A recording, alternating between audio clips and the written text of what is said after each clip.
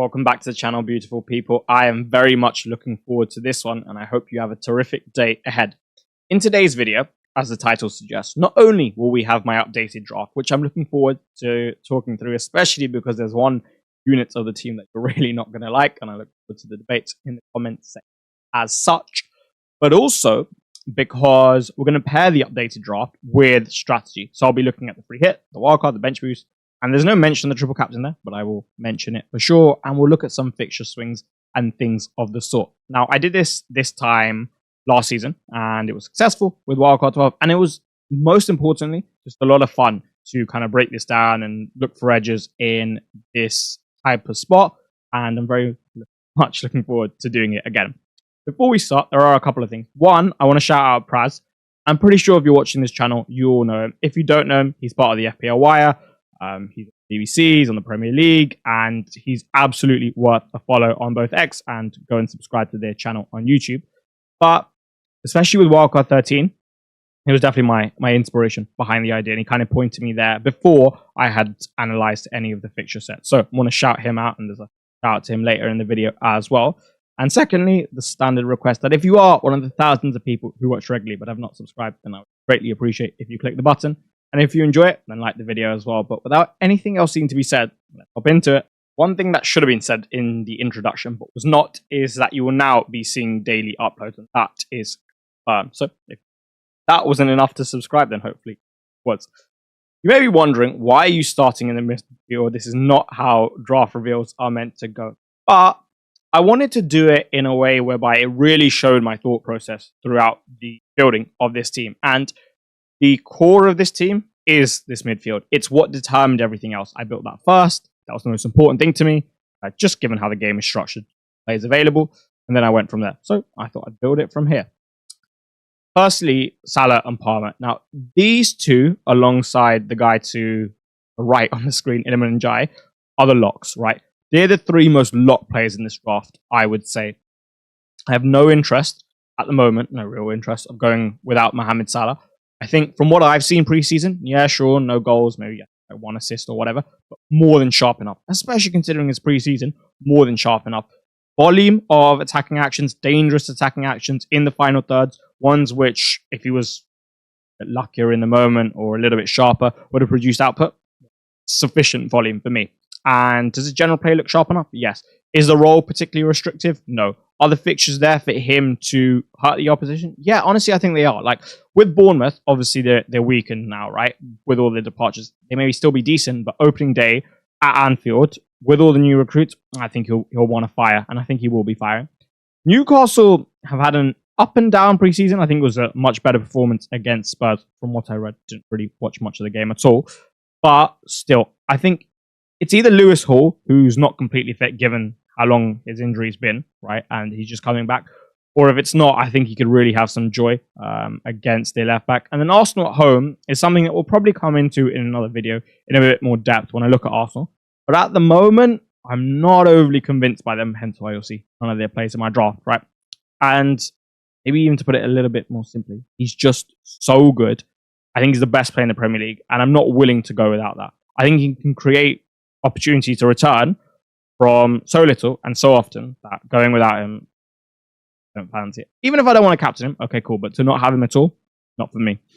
Palmer, he's probably, at the start, he was the most locked player in this team. Maybe now downgraded to second, just because I want to see how he come back after the break that we've had, and then how we perform against AC Milan. And I think it's to be by Leverkusen as well on the 8th, 2 days before. And as long as he looks sharp, he'll be there. The fixtures are definitely there. I mean, Palace at home, they've started really strongly, and I'm very much looking forward to seeing what they do in the Community Shield. But after that, West Ham away, who've also improved, and Fulham, who still look solid. But for the standard of the Premier League now, really any easy fixtures, maybe outside of the promoted ones, especially with West Ham strengthening and Wolves strengthening as well. So as far as fixtures go, I think that's pretty solid, and he's just good enough for me to keep, right? I don't need to go into a whole analysis on him or the players to discuss in depth. Ndiaye, I've done multiple sections on him in my videos, and I'll probably bring him up sometime later. But penalties, those fixtures, the role, how he's going to link and interact with Barry / Beto up top, the positions I think he's going to find himself in, between the lines, and when he gets there in those pockets high up, so dangerous, right? Another goal for him in preseason. I think he's looking good. Potts, I actually had in my Game Week 1 first draft reveal, right? And I simply picked him because he played for West Ham and reminded me of Graham Potter from last season. Turns out he's actually a baller, and as such, for now, he'll be the 4.5. You'll see that there's a faceless Darlow and a faceless Ronaldo on my bench, and that's because those price points are pretty much locked. They are placeholders for the moment. The selection you may be most interested in, and the biggest risk in the team, and certainly the biggest differential, is Donyell Malen. So why? Why do I have him? Well, there are multiple reasons. Number one, structurally, having a 5.5, especially when you see the expense that I've taken on my defense, well, you'll understand that that price point is of a necessary value for myself, as opposed to even a 6 or a 6.5, and really spread thin after what I've spent there. Secondly, the fixtures. As I've done the analysis on Rodgers and Watkins, I think from an attacking standpoint, it's certainly suitable.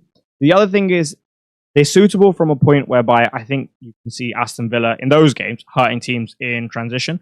I would say between Rodgers, Watkins, and Malen, you've got more than enough to hurt them, to the opposition in that sense. And the fact that he can do it himself and he doesn't have to rely on Watkins or Rodgers to hurt in that sense is great.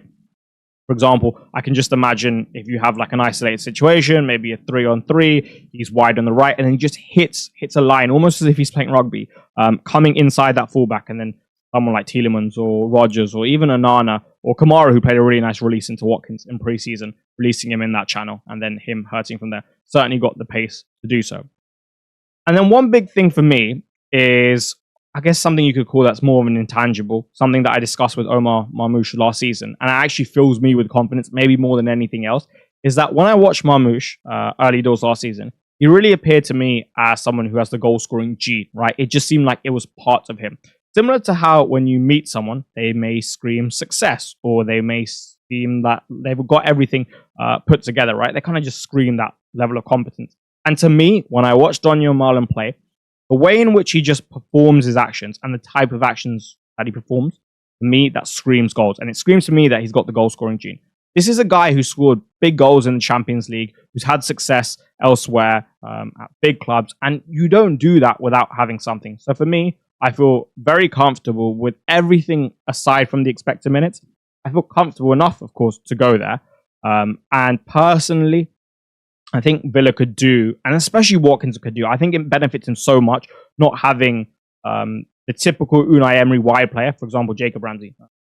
Jacob Ramsey's a wide player. It's just that Ollie Watkins would probably prefer a more natural wide player, given what they can provide for him. And I think including Malen in that, even if on your left-hand side, you want to go with someone a little bit different, even if you want to play Rodgers there and Tielemans in the middle, right, and having a slightly asymmetric system, I think for him, for Watkins, and for Villa in general, that could be very beneficial. So I can see this going really well.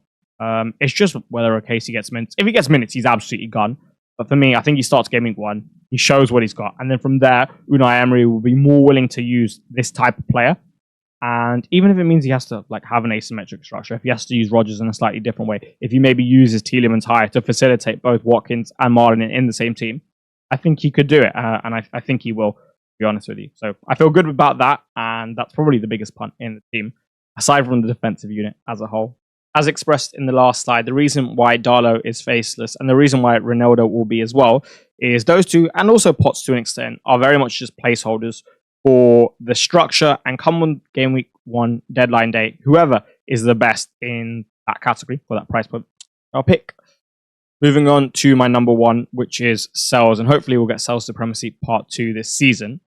I'd say he's a top 2 keeper in the game. I'd say himself alongside Sanchez are my favorite two. The reason I don't have Sanchez, even though he would save me money if I were to do so, is very much because of one particular player I would like in my backline, who we will come on to discuss. But what is it about Sells that I find attractive enough to have him as my keeper? Well, firstly, I think the fixtures are good. I don't think they're great because when I look at Brentford now, and I consider, they've lost Wisser and Mbeumo, big blows. And they've lost Thomas Frank, big blow. And they've lost Norgard on the base, and all that facilitates going forward, big blow. They've still got Lewis Potter. They've still got Damsgaard. They've still got a heavily improved Kevin Schade from last season. And they've got Igor Thiago, who from what I've seen is a very, very good replacement. It's enough to kind of cause anyone problems, especially if they're well coached this season as well, right?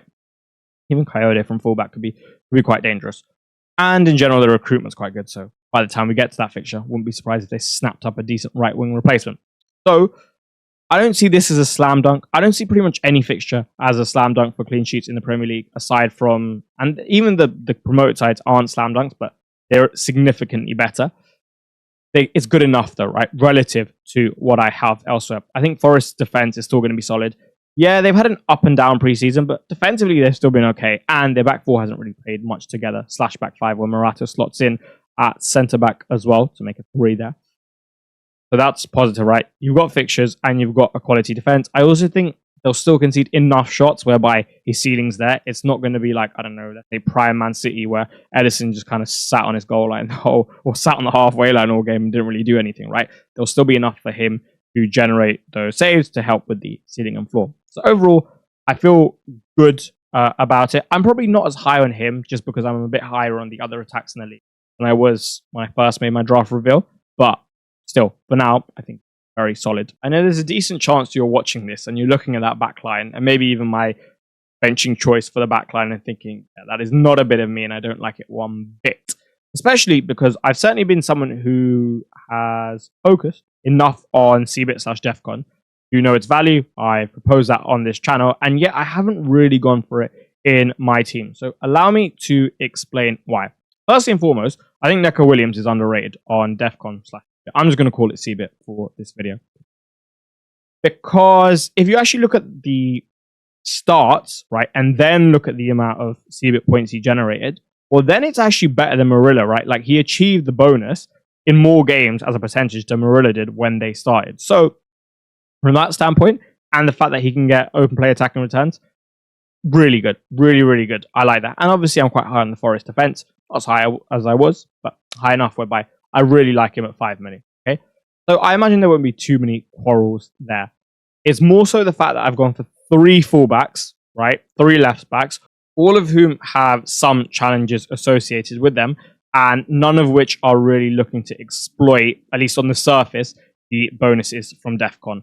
You'd even say, okay, you've got Kirkes, why don't you just switch him to Van Dijk, right? There's CBIT there. So I will explain my thought process behind these guys. And to be honest, I wouldn't say super set, but I'm quite set on this team at the moment. I can't imagine too much changes by the time we get to game week 1, unless my forward line, I really feel like tweaking it there. Okay, I will start with Milos Kirkes. Yes, statistically, from last season, Van Dijk's absolutely better on CBIT than Kirkes. And not only that, but the role that Kirkes has been playing in preseason, yeah, he's been getting into the left half space a bit, but it's not really the role that you wanted from Milos Kirkes in the side. Like, you'd probably want him up and down that left flank, overlapping and providing underlaps to the left winger, especially if Wirtz is there, and he's going to combine a lot with him. Maybe Wirtz can leverage his ball striking from outside the box, and you would generate assists there. Cutbacks from Kirkes, especially against those deeper blocks to break them. Late arrivals, similar to Cucurella. You haven't seen as much of that as you would like, right? But my thinking is that there will still be enough of that, right? And there will still be a bit of change tactically from what Slot has done in preseason. By the time we come to game week 1, and we'll see, I guess, in the Community Shield will be a good pointer. And there will be a shift to the fact that Kirkes can then generate more attack and return. But the big thing is Semenyo, Elanga, and Saka, right? Those are probably his likeliest 3 opponents in the first 3 games. And I think there he can generate CBIT, because I think he's going to have to duel with those guys so much. So just in terms of the tackles, and maybe even just the clearances, like, you know, ball bounces loose in the duel between them and then he just clears it. And just the fact that, for example, Saka, Elanga, and Semenyo all in the different ways, right? So, for example, maybe they try and release Elanga behind a lot more. Maybe it will be ball to feet with Saka a lot more. And maybe you can get some interceptions there. So I actually think CBIT for the first 3 games, given the quality of wingers he's going to play and the dynamics within that game, could actually be quite good for him in combination with the attacking returns. And I quite like a Liverpool defender for 4 and 5 as well, right? It is a big investment into 4 and 5, but I really do want one. Hence his inclusion, and hence his inclusion over Van Dijk. I think that would be the main quarrel over Van Dijk. But for the first set, I can see him getting CBIT from there, and maybe an attacking return. So that's that. Cucurella, I imagine no one really had an issue with until Hato signed. I just don't think with how well Cucurella has been playing for Chelsea, and the fact that Hato's quite young as opposed to like coming in as a superstar like Alexander Isak, that he displaces Cucurella straight away. He's also maybe not going to be in the team for so long, as I'll show you in a little bit. And I think there's enough upside in the early game weeks for me to go and capitalize. And I will discuss the CBIT emissions as well after I discuss Ryan Aït-Nouri. So that's my justification for Cucurella and why instead of going Sanchez and, let's say, Milenkovic, who I really like, I've gone Sales and Cucurella because I really do want Cucurella's upside in, the first 3, the first 4, the first 5, the first 6. And then Aït-Nouri is probably, alongside Malen, the biggest eyebrow raiser in this team. So why? He's actually not going to play too many games for me early doors, and this is more part of my strategy good making, and I'll show you later. But Game Week 1, I think it's a pretty good fixture, right? All in all, pretty good fixture. And if you are to expect Manchester City to line up in a more traditional 4-3-3 where you have high fullbacks and they really contribute attacks both with underlaps and overlaps, right? As opposed to like the more recent 3-1-6, 3-2-5, and I guess with the 3-1-6 you'll have one fullback arriving, but specifically a more rigid 3-2-5. As long as we're not getting clouded by that, right, and putting too much weight there, and you are really viewing it as a typical 4-3-3, well, this guy is amazing in the final third. Like, he's utterly, utterly, utterly brilliant. And if I'm only playing him in pretty good fixtures, well, then he could do really well for me. It's a lot of money to have on the bench, as he will be for probably 3 of the first 5 game weeks, but I'm happy to do that with how it coincides with my strategy, as I'll show you down the line, and the fact that when he plays, the ceiling's so high. And yeah, okay, apart from Milenkovic Game Week 1, I don't think there's anyone who matches his ceiling playing in this role. Because, yeah, look, Manchester City defensively, could they be better? Absolutely. They have a weakness in defensive transition? Absolutely. They're still good enough, and they'll still be one of the best defenses in the league. Pair that with his upside, and I feel quite comfortable about going with him in how my rotation is, which I shall show. The last thing to discuss is the emission of CBIT defenders. So, realistically, if we look at them, okay, I could go for Anderson, but I don't really fancy their fixtures at the start, so I'm not going for him. So who am I really looking at? I'm looking at Mirilla Milenkovic, Branthwaite Tarkowski, and Lacroix/Richards, right? I'm probably not looking too much outside of that. We've spoken about Virgil and Kirkes already. I don't fancy Everton's defense straight away just because Branthwaite's not back. And I think the drop-off when you have him and when you don't have him is so big, and I want to see them essentially play with him and him to be fit, and then for me to go there. I'm not willing to spend 5.5 otherwise just yet. Lacroix and Richards, I love. I love them so much. I think they're going to be absolutely magnificent from Game Week 4. I mean, you've got Chelsea Forest and a challenging 1 in 3. Oh, and I'm pretty sure it's Villa in 3, right? That's quite challenging. I don't necessarily expect any clean sheets. Maybe in Game Week 2, but 1 in 3? Not much. So I would rather bring them in Game Week 4, and you'll see how I'm potentially going to restructure when I show you my strategy. So that's that, right? Which only leaves me with Murillo and Milenkovic. Now, I'm not as high on Murillo as other people are, particularly because I think when you look at the starts ratio to CBIT achieved, all of a sudden Milenkovic and Williams become more attractive. And Milenkovic scored 5 goals last season and got 2 assists. And he's just such a monstrous threat from set pieces that I would rather have a little bit drop off in CBIT, if there is one in the first place, and then go and have that attacking upside on top. So the only player that I'm really a little bit annoyed that I'm not annoyed, I would like to have maybe, if I could have a 16, is Milenkovic, but I don't have the money to stretch from Williams to him. I don't see anywhere else I can find 0.5. Yeah, I know you'd say like, okay, I could maybe downgrade defense in any capacity, but I don't really want to do that. So apart from him, I don't mind. I think Lacroix and Richards are wonderful options to have on your bench and then play from Game Week 4. But for me, there's just enough upside in weeks 1 to 3 whereby I don't want to do that. So I actually don't think I'm missing out on too much CBIT early doors. Arsenal and Saliba and Gabriel I'll come on to in a separate video because I think they deserve their own big section. These guys are interesting because they look like they have such high ceilings, all of them, in their own right, and such low floors. So there's definitely a bit of risk attached to this front line. And I guess you can say, on one hand, yeah, exit routes are really good because everyone's pretty much priced at 7.5. But if Gyökeres Game Week 2 at home to Leeds look good, if Watkins starts firing, where the hell do I get 1.5 million from? Where do I get the transfers from to get 1.5 million and then go and upgrade him as well, right? So I am taking a bit of a risk here. But allow me to explain why. At the moment, at least, I'm quite comfortable with it. Solanke, I really like the fixtures. Right? I really like the fixture from an attacking standpoint for Spurs. I like the fact that no one else has really looked like they're going to be Thomas Frank's number 9. So even though he's been injured, I think he comes back into the side early on. And even if Tel was to play with Solanke, I think it's with Solanke as opposed to number 9 by himself, at the moment, at least, right? He's obviously on penalties as well. Well, he's going to be on penalties as well, so that's a major positive. The only reason I say low floor is if he is injured and the expected minutes are worse as a result and he's just a bit off it. Well, if that's the case, hopefully we'll know by game week 1 and then we can leave him out as such. But I personally think he'll be okay, right? Sooner rather than later, and I think he'll want to be there the opening day. And I think what Thomas Frank will do with Spurs is certainly get him scoring goals and having a much better environment for Solanke to do so. That's that. I like the fixtures overall. I'm not as super concerned about his expected minutes. Okay, fine. Maybe Igor Jesus takes minutes off him, but I still think in what he's going to get, and that's from the assumption it even happened in the first place, in what he's going to get with penalties, he's just too good for me to turn down at that price, right? There's just too much value associated with a player of this quality.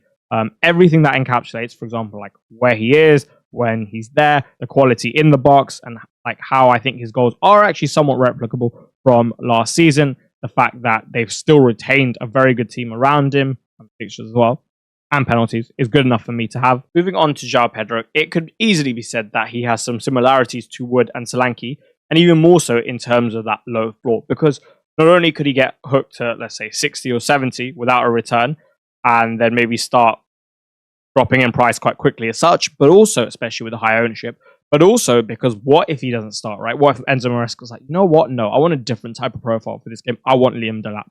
Maybe I even want Nicholas Jackson. And he doesn't play him in a second striker type of role, like a left centre mid type of role, like a little bit more advanced. And instead he just drops him entirely. Well, that's going to be a little bit of a challenge for myself because he's probably always going to come on, right? So I won't get that bench replacement. That I can completely appreciate.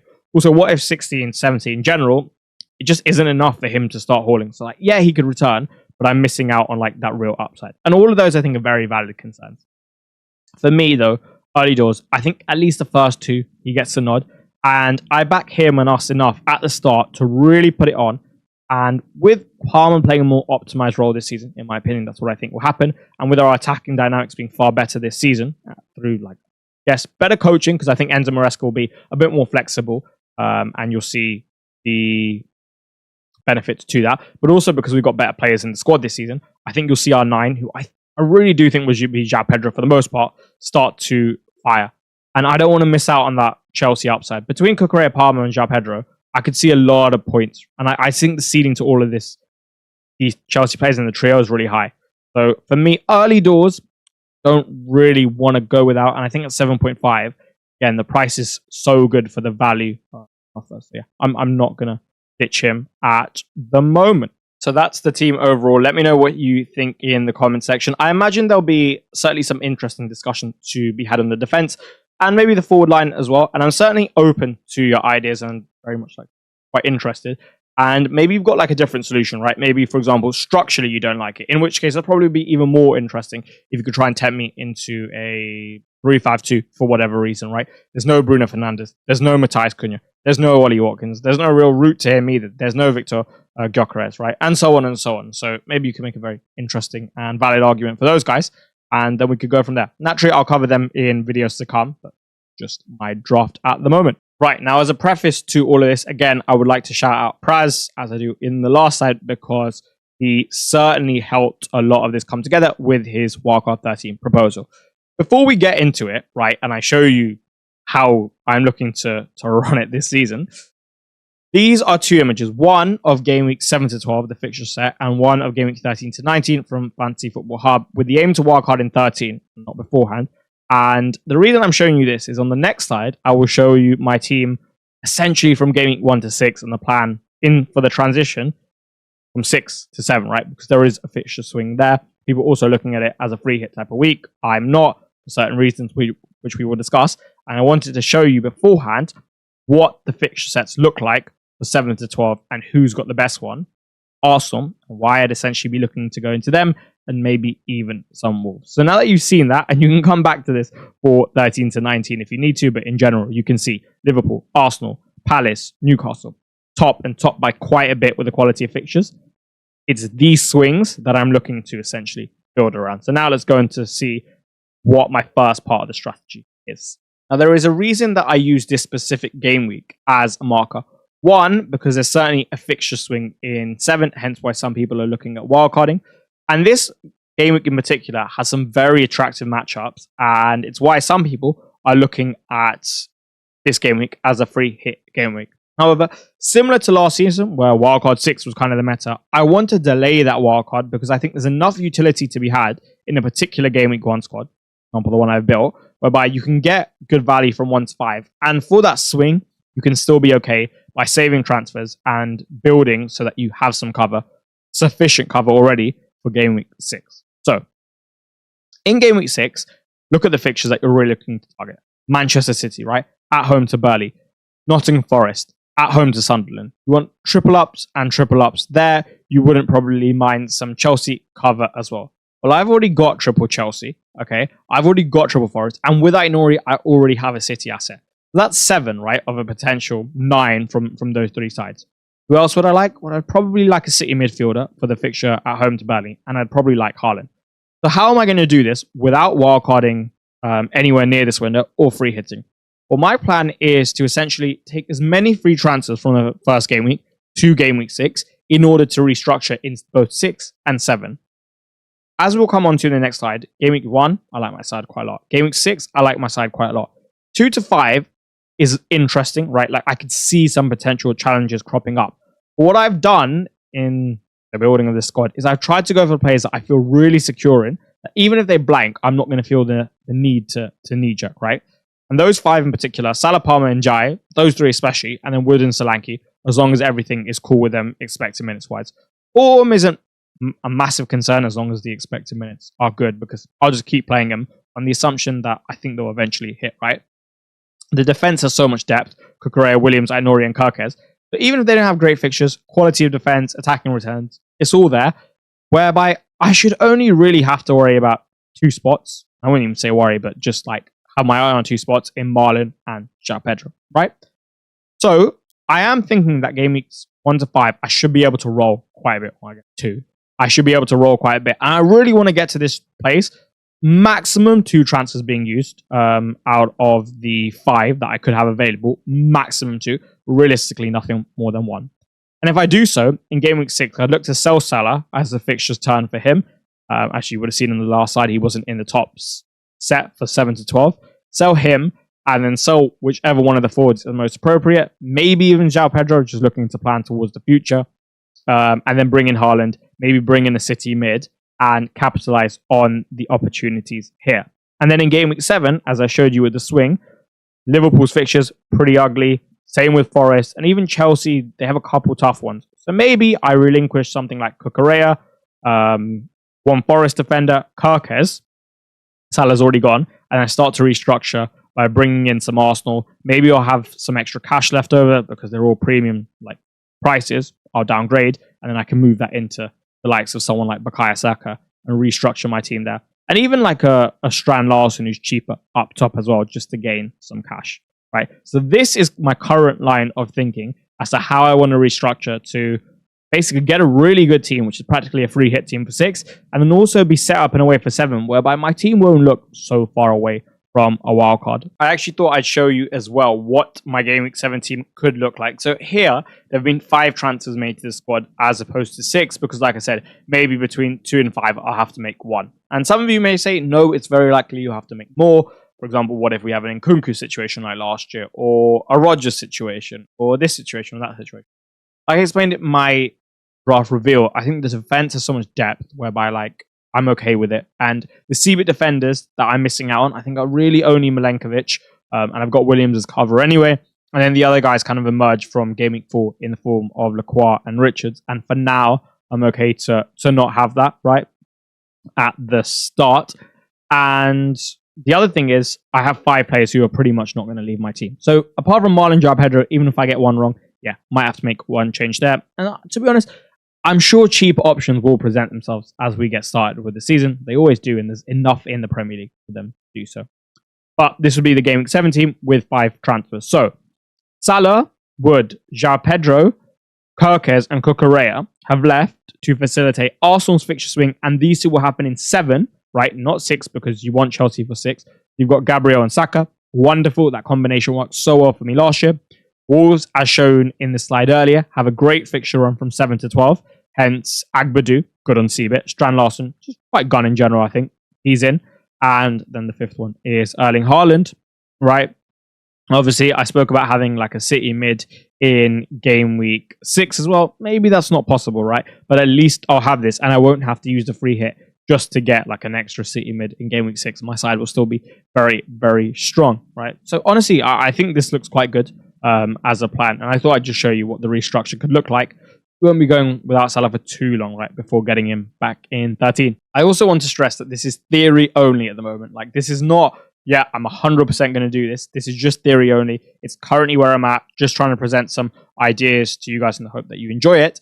And it could very well change. Maybe my entire strategy changes. But for now, it's theory only, but it is what I like. And I'm very much trying to replicate something like I did last season, as I mentioned earlier, with a wildcard 12 last season, so 13 this season, and just having enough free transfers to navigate the swing in 7 this season and what was 6 last season through free transfers as opposed to utilizing chip. Again, shout out to Praz for his work on wildcard 13. But why am I and so many others looking at it as an opportune window? Well, first of all, City and Liverpool have tough fixtures in 11 to 12. They play each other in 11, and for example, City have Forest in 12, right? But then you'd want them back in 13. So, again, that's helpful with the wildcard. Liverpool, as I've just shown you, I'm looking to relinquish, and then I'd like to have a triple up from 13 when their fixtures swing. Newcastle as well. You don't see a single mention of any of their assets in any of my plans so far, but from 13, the fixtures really swing, and you'd want them alongside Brentford and Crystal Palace.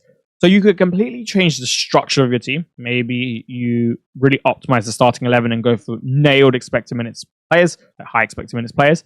And also you dabble into less teams, right? There's less of a spread. It's very much just City, Liverpool, Newcastle, Brentford, Palace, right? That's where you go. The other thing is 15 and 19 are mirror fixtures. So whoever you have in 15, you'll also have in 19, just home or away fixture. And they're 2 weeks where both City and Liverpool play the promoted sides. In that window, and the fact that the fixture run starts from 13, you're really going to want triple ups in each. And you can just imagine that there needs to be a lot of restructuring for that to happen. So that's that. The other thing is, if anything ever goes wrong, I always have 5 frees in 16 to help me out, right? So in that period, it's very challenging for me to mess it up when I should, theoretically, have a wild card, right, to go from 13 and 5 frees. Like a wildcard and a mini wildcard with such a good fixture set, I should be able to capitalize on it. Like I said, I like the strategy that I've got currently, whereby in 1 and 6 I'm solid. 7 onwards, I've always got free transfers to sort myself out beforehand, and then 7 onwards, I've made a good team for myself. But in addition to this, I'm not using the free hit in 6. I've always got it as a safety net. If 1 week comes along and it looks really bad, and it's probably only ever going to be 1 week that looks really bad for me, I can just play it, right? I can play it whenever I want. I don't really probably want to play it after 13 because my team should be strong enough. So anytime between 1 and 12, a week pops up, it looks really bad, especially if it's like 7 to 12, right? Where given the structure I'm moving myself into, I'm a little bit more rigid and I might not have as many frees. Then all of a sudden I can pull that trigger and it'll be the most wonderful bailout, and then obviously the upside of the week as well. So I like that strategy a lot, and it's something I kind of had in the back of my mind last year, not with the free hit, but just generally giving myself that flexibility, and I like having it in the free hit. And as I mentioned as well, 1 and 6 solid. 2 to 5, the team's not as strong, so you know if I ever wanted to play it there, I always could. The only thing is I would miss out on the transfer for that week, so ideally I'm looking to play it somewhere between 8 and game week 12 in particular. And then the bench boost. Now, obviously, there's a lot of talk about bench boost 1. I've become happier about going there, or others going there, because I don't think I am. Because I started to interpret the fixture matchups in a slightly different way. But for me, there's still not enough there. And I would much rather optimize my starting 11, especially with my current strategy. So that's that. The other key thing for me is, I'd say an average bench boost score is 13. And even that's not bad, right? Like you're averaging like 3.25 points a player.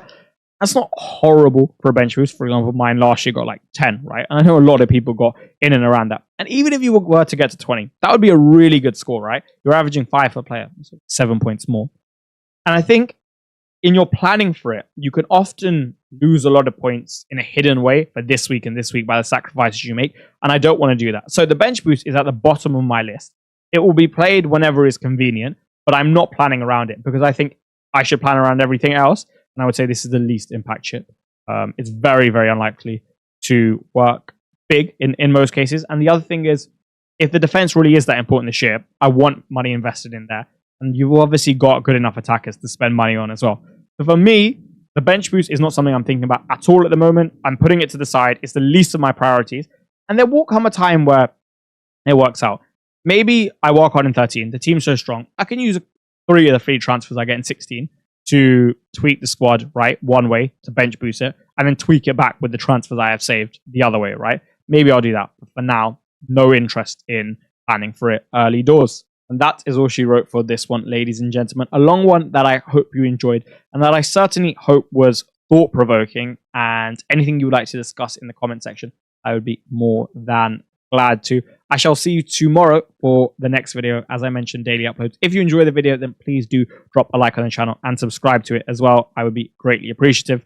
But without anything else needing to be said, I shall see you tomorrow. Have a terrific day. See you then. Goodbye.